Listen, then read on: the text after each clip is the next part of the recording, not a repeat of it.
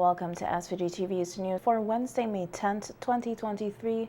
I'm Triska Campbell with the details. Minister of Agriculture, Forestry and Fisheries, Sabota Caesar, said the port modernization project, which is in progress in capital Kingston, is an opportunity for all Vincentians. Caesar, who was on NBC Radio's face-to-face program today, said, like the Argyle International Airport, the port modernization project will lead the advancement of St. Vincent and the Grenadines.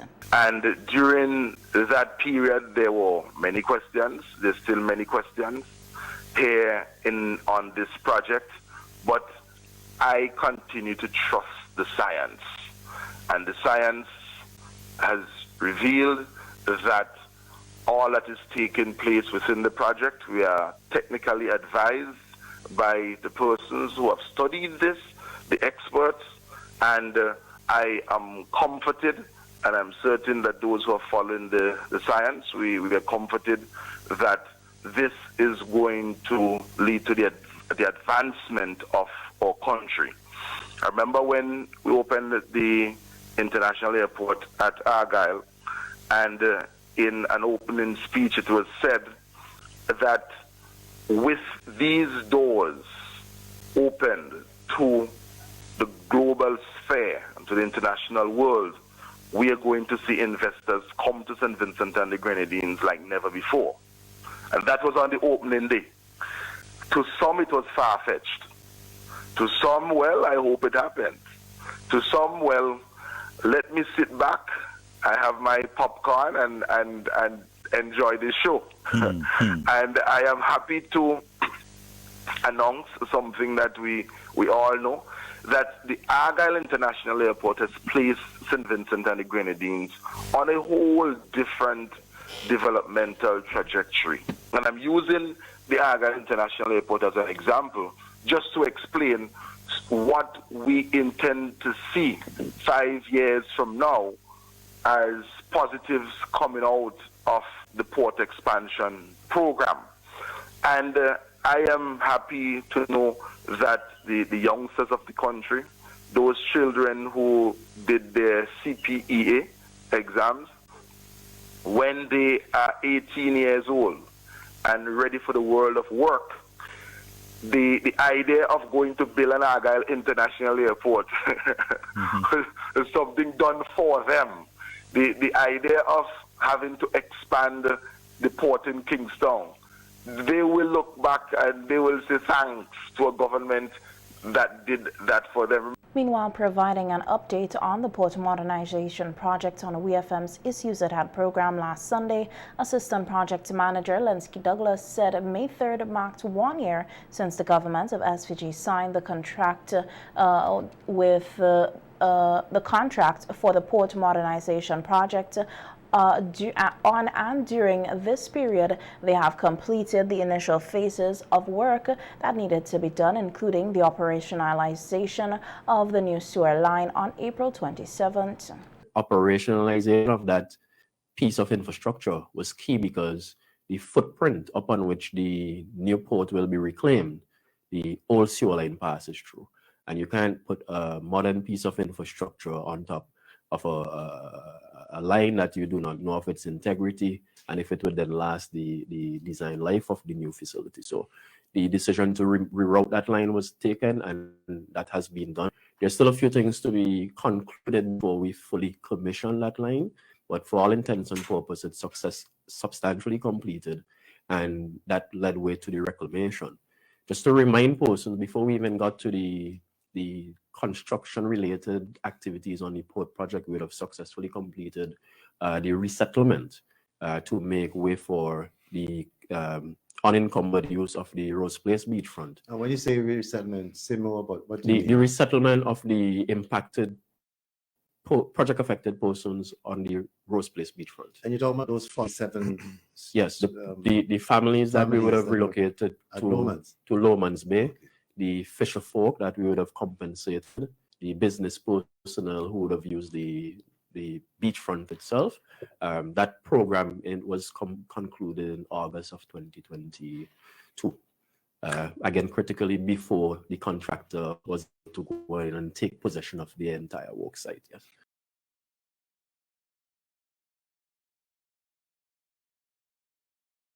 On the ongoing reclamation and dredging process, Douglas said systems are in place to ensure there is no violation of dredging outside of the boundaries that the government signed and approved for the activity to take place. So it isn't factual to say that the dredging took place anywhere close to Stubbs Bay or anything like that? No.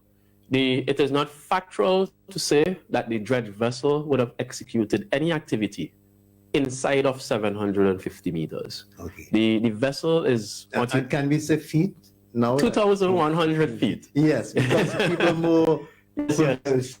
Okay, Cecil, you're gonna get me stumbling up with the conversion. No, but no problem. I'll try my important. best. I'll try my best. It's important. Yes. Yes. So the dredge vessel is what is called just, right? In that the onboard software will not allow the vessel to operate outside of the agreed and approved boundaries for dredging. This is not to say that you may not have an observation that appear that the vessel may veer maybe a bit closer to shore, because the vessel also has to maneuver itself. You understand? Yes, yes. But we have independent monitors on board. We sit at our office looking at the past track of this vessel. And the technology, the existing technology allows you to do that. Allows you to do that. Okay. Existing publicly available technology also. Just to be clear, the 750 meters or the 2,000 feet, if this is not in the middle of the area identified by dredge, is this the inner edge? This is the innermost edge. Yes. Okay, yes. just to be clear. So it's outside of going to Beckley. Yes, and that number is significant in terms of allowing for the feasibility of the activity without causing some of the issues we may get into in terms of coastal impact and so on. So 750 meters from Milliken Cay, it will go north to just about off the Warwick Recreational Park area, still 750 meters from the point. Okay, there, good. Right? And it has access to an area of about 2.8 million square meters. So, okay. Right. All so right, it's a vast area in terms of the volume of material that needs to be accessible. Douglas said up to last Saturday, 30% of the dredging process has been completed. Well, the contractor has removed 35,000 cubic meters of material and deposited in Kingston as of last time check-in, which would have been yesterday. Okay, so 30% so far. 30% so far. The process is moving on schedule, if not ahead of schedule. So are you satisfied and the person involved on both sides satisfied with the rate of yes. at which things are going? Yes, and most importantly, every batch of material is tested to ensure that it continues to conform to the specification, and the placement is such that the contractor knows precisely where each batch came from at the site and also where it is deposited. So in the event of non-conformity or something, you can remove it and maintain the quality. I think there are two things I want to say now that we're going on time, as it relates to reassuring the public that what is happening, right, is safe with regards to infrastructure and regards to their own exposure. There's a chain of belief where someone would have mentioned, and I noted it's taking traction, that the government has authorized the removal of a sandbar or underwater back wall, as they might want to put it colloquially, right? And because they authorized the removal of that sandbar, then the constituents of Camillo and Mr. Stevenson between Diamond and so on, all of a sudden were exposed. Now the geophysical survey, the bathymetric survey, the studies of the area has not shown that there is any sandbar that act as any line of defense for persons on the windward coast. So that is a machination of the mind of some sort. The port modernization project is the second largest capital project in this country's history, being done at a cost of $620 million. The current drought condition is having a serious effect on farmlands across the country. This is according to Minister of Agriculture and Forestry and Fisheries, Sabota Caesar, who on radio today said on Tuesday he visited about 12 farms in the Vermont area, and what was evident was the dryness of the soil. And if we have certain agri-ecological zones in the country, certain areas in the country which we know are not usually drought prone, and the farmers in these areas are now complaining about the impact of the dry spell. It means that we are going to see a fall off in production if we do not have rains coming soon. Yes.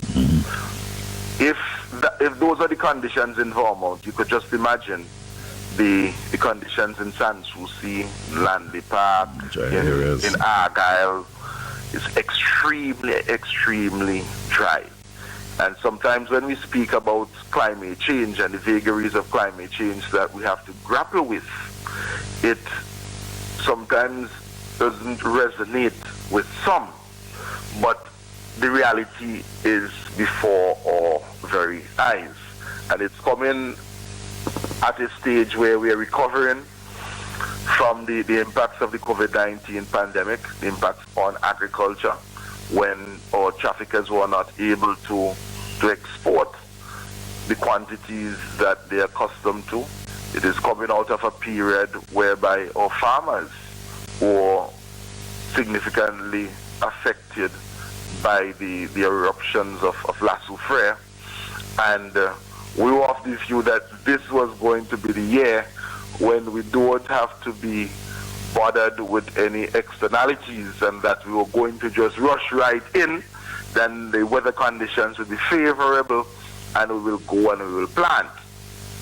Well, nature is in control. CISA encouraged farmers to try their best to get past this period, noting that the Ministry of Agriculture will be coming up with a plan to assist some farmers. Remember, on the last program, we spoke about the plan to assist the livestock farmers, and that program started.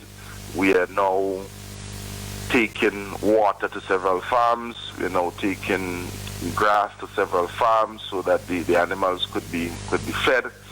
And I want to encourage the farmers who are listening to be engaged in the process, to speak to your extension officers. And if these conditions, if they continue, we will have to expand the program whereby we will have to do zonal distributions instead of just going to those farmers who have contacted us, because we know that there are some farmers who right now during this program on their farm, they're not following the program as it's taking place, and are definitely also in need of the assistance. Government Minister Subotu Caesar congratulated the Ministry of Education, parents and guardians for preparing and supporting the children who sat this year's Caribbean Primary Exit Assessment CPEA last Thursday and Friday. On NBC Radio's face-to-face program today, Minister Caesar said it was heartwarming to see the level of support provided to the students at the various examination centers as they sat the exams. It's a very defining moment in the life of any student, whether it was common entrance, any one of the entrance exams, or CPEA.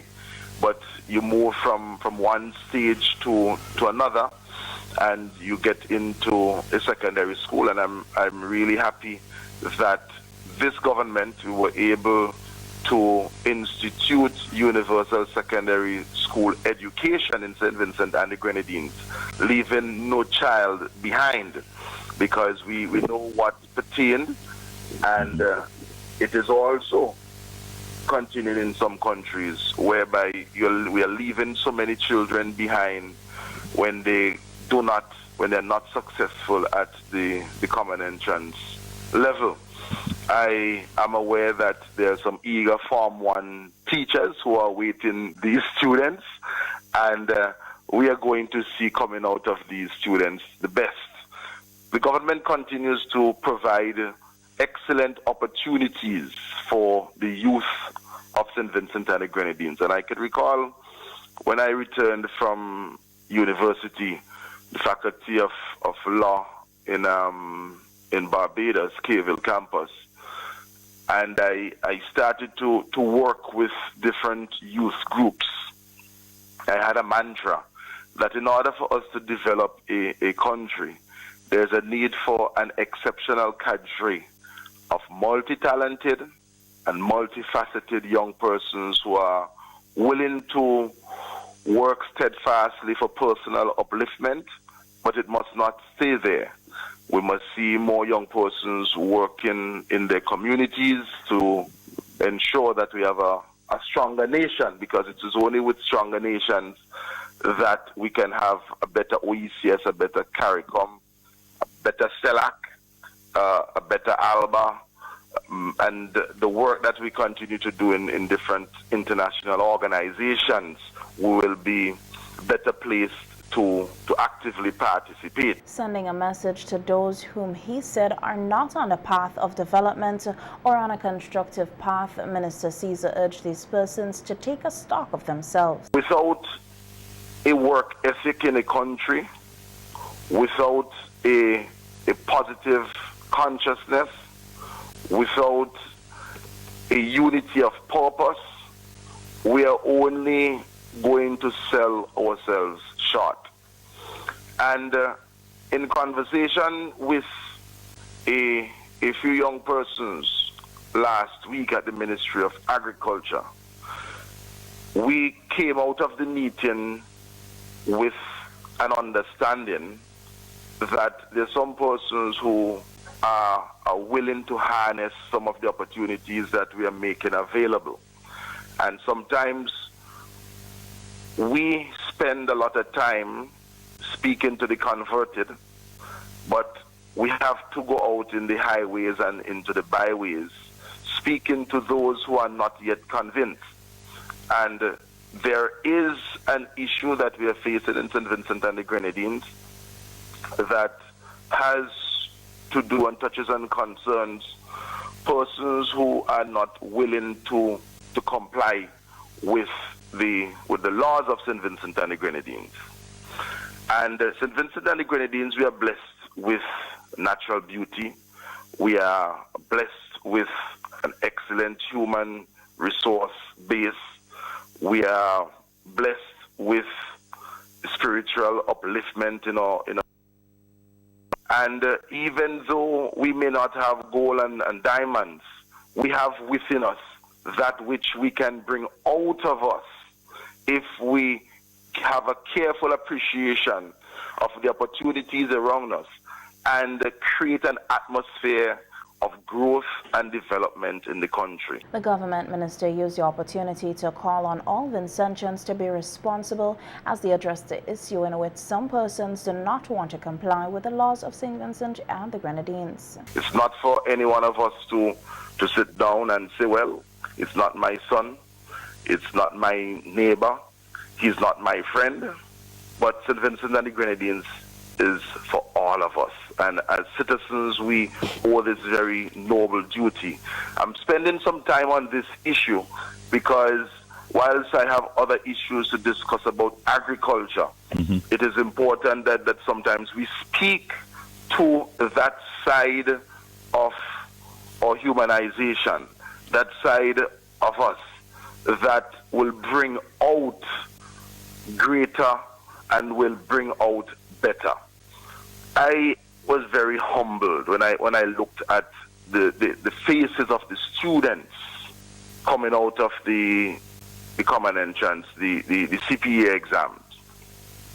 They look ready to face the world. The excitement, and I'm really happy with the different news agencies that covered the persons who went and did the exams. So they showed up at the gates of the schools, and I did not see a fear in the eyes of the students. They were ready to speak to the media. They said, how the exams were and their appreciation of what was taking place. And it is this same beam, this same positive light that I would really like to see continue to shine throughout the entire country. Divorce and marital separation have a significant impact on a child's mental health, and it's important that children are protected in such situations. This is according to clinical psychologist Dr. Jill Davis, who on NBC Radio's Let's Face It program yesterday via Zoom said such experiences at an early age can impact a child's self-esteem and level of trust in others. Speaking on the Let's Face It program via Zoom yesterday was guest clinical psychologist Davis from Trinidad and Tobago, discussing the topic, protecting the mental health of children. What we find happening a lot of times when parents divorce or when parents separate, there's a lot of contention that still exists between the parents. And I find that with a lot of my clients who are children, this is what affects the children more. So even after separation, parents are not working together. They're not practicing the proper co-parenting. So the child is now exposed in our diagnostic book of mental disorders. There's a condition called exposure to parental relationship distress. Because it's one thing for parents to separate, but when a child sees the animosity between parents, when a child sees that their parents are not getting along, and sometimes, unfortunately, parents even ask the child to choose sides, does so much damage to that child's view of the world. They don't feel safe emotionally. Again, they develop feelings of mistrust. They go on to have very unstable interpersonal relationships. And we find that a lot of children who come out of homes where their parents were divorced or separated, they also display a lot of behavioral problems. So we see a lot of what we would call acting out behaviors. You might find that they are aggressive, they are displaying outbursts from time to time, they are violating rules. And one of the reasons that they do this is because they are craving to just get back their parents' attention. Because sometimes when parents get divorced or separated, all their attention goes on the separation and the divorce.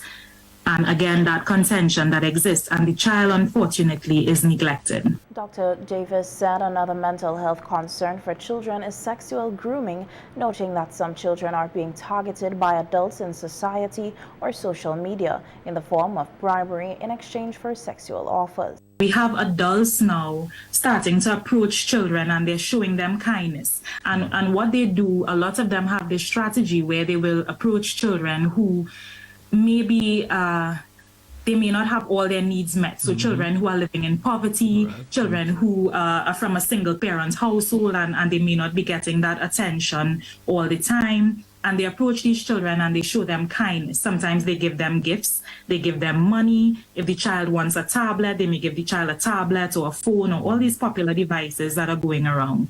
And some of them go so far as to bring the mom or the guardian into it, where they are also being nice to the parents. So they win the parents' trust. So they have the child's trust and they have the parents' trust, and they're just waiting for the opportunity to then start to groom that child more. And they do that by subtly starting to tell the child nice things about how they look, how they should wear their hair, what type of clothes they should wear. And before you know it, that can lead to sexual touching, that can lead to other types of sexual abuse.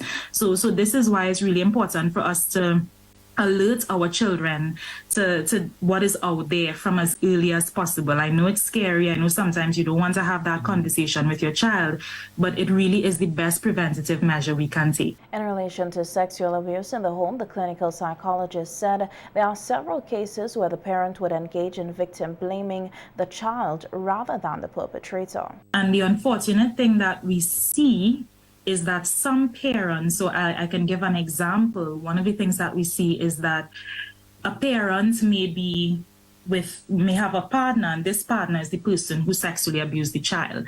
And a parent may choose to not believe the child, or they may choose to downplay the child's experience in order to stay with that partner. And so you find that the child feels guilty. You know, if I report this, or because I've reported this, mommy doesn't love me anymore. The child is saying that their mom, or sometimes it may be the other way around, their mom is choosing to stay with this partner over them. So we find that there's more victim blaming there. I can't even count how many cases we've had where children actually recanted their stories. They recanted their reports because they felt like their family was seeing them as causing trouble. You know, why and cause all this trouble, people coming in our homes and asking us questions, and we find that these children start to recant, and there's all this victim blaming that's happening. In other news, the St. Vincent Girls High School held the Gillis Francis Math Competition today as part of its 112th anniversary week of activities. The Gillis Francis Math Competition was both competitive and educational as it seeks to stimulate enthusiasm and the love for mathematics, enhance problem-solving skills, foster mathematical creativity, and for the students to establish a healthy working relationship with each other.